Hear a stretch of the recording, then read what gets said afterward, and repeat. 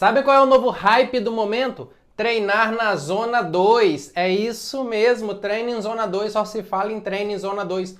Todo mundo agora quer treinar em zona 2. Quem conhece o canal Corrida e Performance sabe que desde o início eu sou um defensor do treino leve. Só treinar leve? Não, de jeito nenhum, tem que ter variação de estímulo. Mas hoje em dia, como eu falei, é o hype. Todo mundo quer treinar em zona 2 porque descobriram que na zona 2 você evolui mais. Você tem que ter treinos leves junto com treino de tiro, junto com treino de limiar, junto com os ritmados, mas tem que saber treinar leve também. E aí vem a dúvida. Professor, como é que eu calculo a minha Z2? Eu não sei calcular a minha Z2, me ajuda, professor.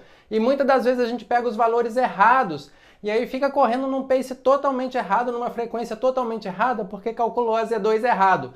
Calma, meu amigo, calma, minha amiga. Hoje eu vou ensinar em detalhes como calcular a Z2. Vem comigo! Fala pessoal, eu sou Valdir Braga, este é o canal Corrida e Performance e hoje a gente está falando de treino em Z2, como calcular essa zona 2. Primeiro uma introdução bem rapidinha para falar para vocês que essa é a forma de treinar por frequência cardíaca. Então nós temos 5 zonas.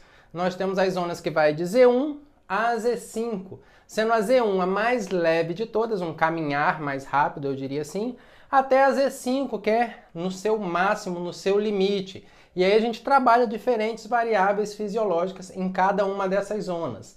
A Z2 em especial é dita como aquela zona onde eu vou trabalhar entre 60% e 70% da minha frequência cardíaca máxima.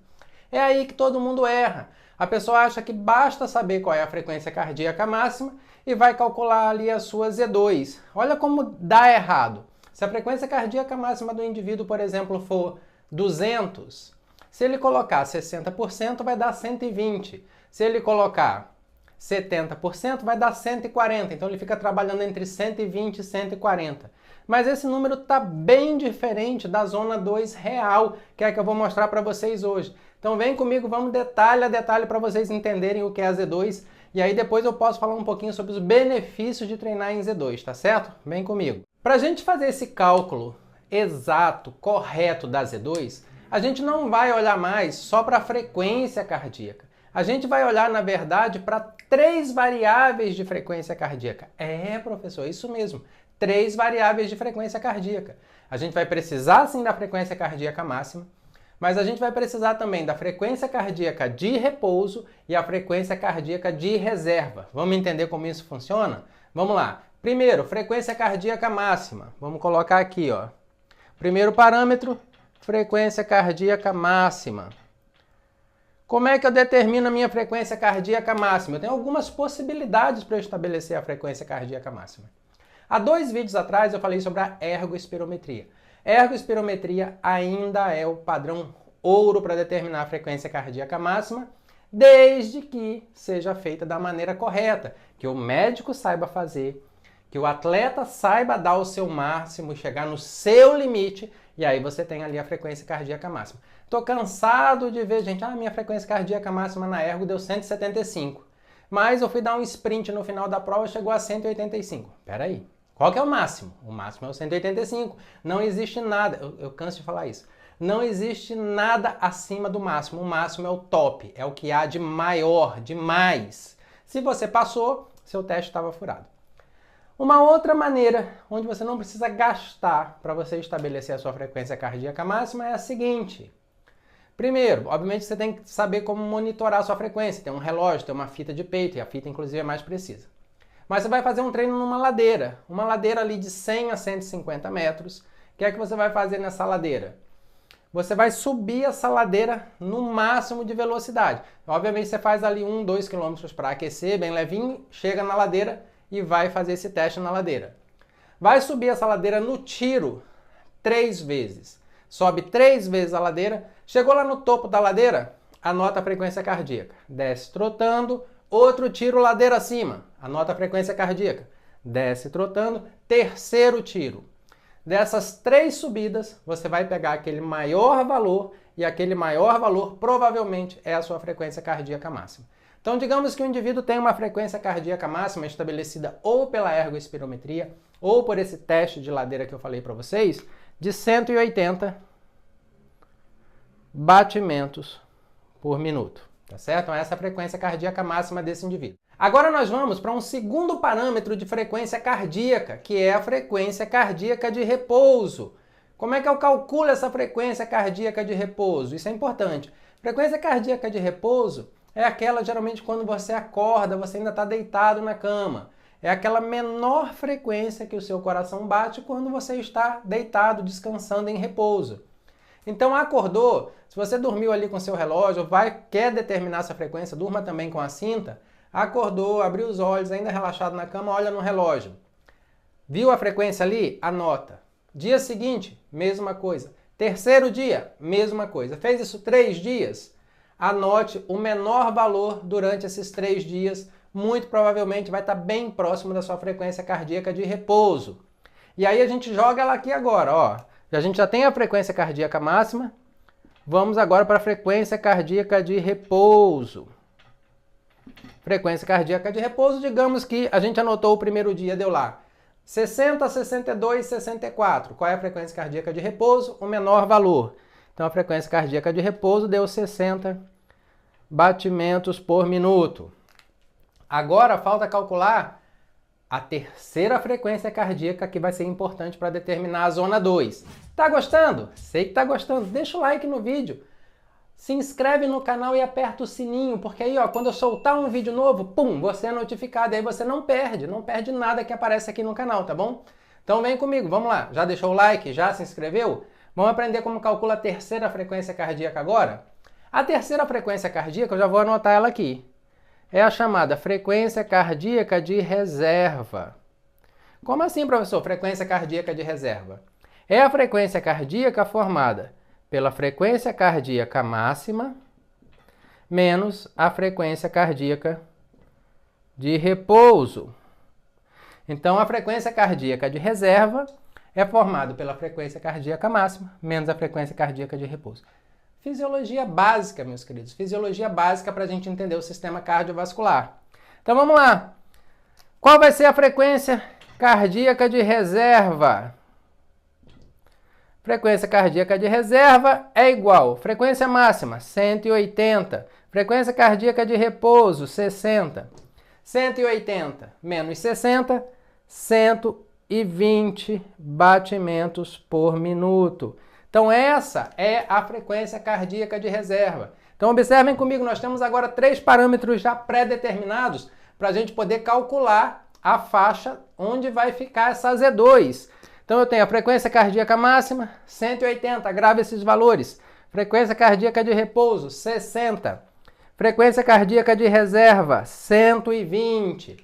Bora, vou limpar o quadro aqui e agora a gente vai determinar a Z2. Vamos lá. Toda zona de frequência cardíaca é composta por um limite inferior e um limite superior. Concordam? Tenho certeza que concordam. Então bora. Vamos ver aqui, ó. O limite inferior,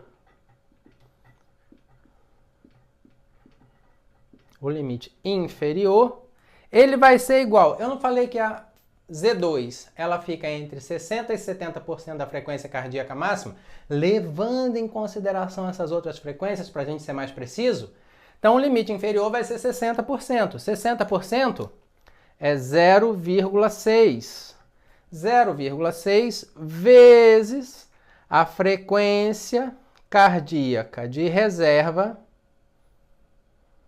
mais a frequência cardíaca de repouso. Então, nesse caso, eu tenho 0,6 vezes a frequência cardíaca de reserva mais a frequência cardíaca de repouso. Como é que vai ficar a nossa conta aqui? 0,6 vezes... Qual é a frequência cardíaca de reserva? Calculamos lá, tinha dado 120, mais a frequência cardíaca de repouso, que é 60. Observem que, pelas regras matemáticas, a gente sempre faz a multiplicação para depois fazer a adição. Não vamos esquecer disso. Quanto vai dar isso aqui? 0,6 vezes 12. Isso é igual a 72 mais 60. Nós temos que o nosso limite inferior é igual a 132 batimentos por minuto. Então, limite inferior calculado, 132. Bora ver agora como vai ficar o limite superior. Bora! Antes da gente calcular o limite superior, deixa eu dar uma dica rapidinho para vocês. Não vai embora não, é rapidinho. Meus livros Cérebro do Maratonista, Pilares da Performance Humana. 2 aulas de corrida. Quem não lê é louco, meu amigo. Você não sabe o que está perdendo, você não sabe o que está deixando de evoluir na corrida por não ler esses livros. O WhatsApp está aqui embaixo. Bora voltar para o cálculo, para você não ir embora. Bora voltar para o cálculo, vem. Limite superior. Como é que a gente calcula o limite superior agora? Vamos lá. O limite superior. Lembra que eu falei para vocês o seguinte, que a zona de frequência é entre 60% e 70%. 60% é o limite inferior. Bora para o limite superior, que vai ser 70%. Se é 70, eu vou multiplicar quem? O 70, que é 0,7, vezes a frequência cardíaca de reserva, mais quem? A frequência cardíaca de repouso. E aí o que eu vou ter aqui de valores? 0,7 vezes frequência cardíaca de reserva, 120, mais 60. Isso aqui vai ser igual ao quê? Lembra que eu faço primeiro multiplicação, depois adição. 120 vezes 0,7 vai dar 84, mais 60. Eu tenho uma limite superior da minha frequência cardíaca em Z2 de 144 batimentos por minuto. Então, limite superior, 144. Então, quer dizer que a Z2, nesse indivíduo, vamos colocar aqui em cima, nesse cara aqui, a Z2 dele, ela vai de 132 a 144. Agora sim, o quê? Batimentos por minuto. Agora, meu querido, a Z2 está bem calculada. Deixa eu marcar ela aqui, para a gente não esquecer. Então, nesse caso aqui, onde eu levei em consideração frequência cardíaca máxima, frequência cardíaca de repouso, frequência cardíaca de reserva, eu calculei bem direitinho qual é a Z2 desse cara aqui. Agora ele pode treinar aqui dentro dessa faixa que ele vai estar dando o estímulo fisiológico correto. E aí ele vai colher todos os benefícios da Z2. Vai fortalecer o coração, aumentar os capilares sanguíneos, como eu falei para vocês que ia falar dos benefícios. Evitar lesões, porque você está variando o estímulo e quando você corre em Z2, você tem um padrão de passada diferente, você tem uma ativação muscular diferente.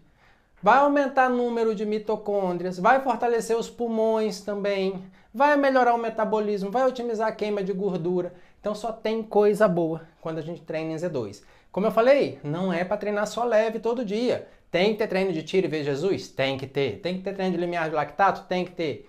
Tem que ter os fartleks? Pode ter. Pode ter também o quê? Blocos ritmados dentro dos treinos? Pode ter.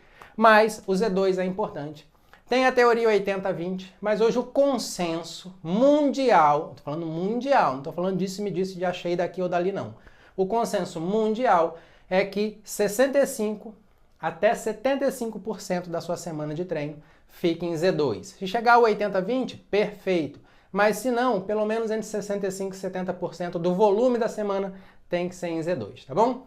Bom, pessoal, agora deixa para mim nos comentários. Vocês preferem, nada a ver com a aula de hoje, longão ou treino de tiro? Fala para mim, só para eu saber que ficou até o final. Professor, eu prefiro longão, longão, longão. Treino de tiro, longão, longão, treino de tiro. Responda para mim, eu quero saber, eu quero muito saber, tá bom?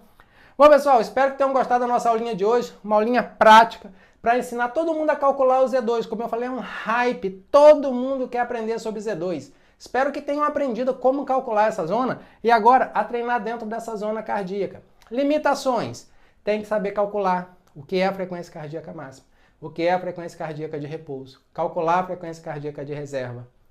O seu sistema de aferição de frequência cardíaca tem que ser preciso. Então tudo isso, se tudo isso estiver amarrado e estiver certinho, a tua zona está certa. Se errou em qualquer um desses momentos, na determinação do valor, bagunçou tudo, vai estar treinando na zona errada, tá bom? Bom, pessoal, espero que tenham gostado. Fiquem com Deus. Aguardo vocês com todo o carinho do mundo no nosso próximo vídeo.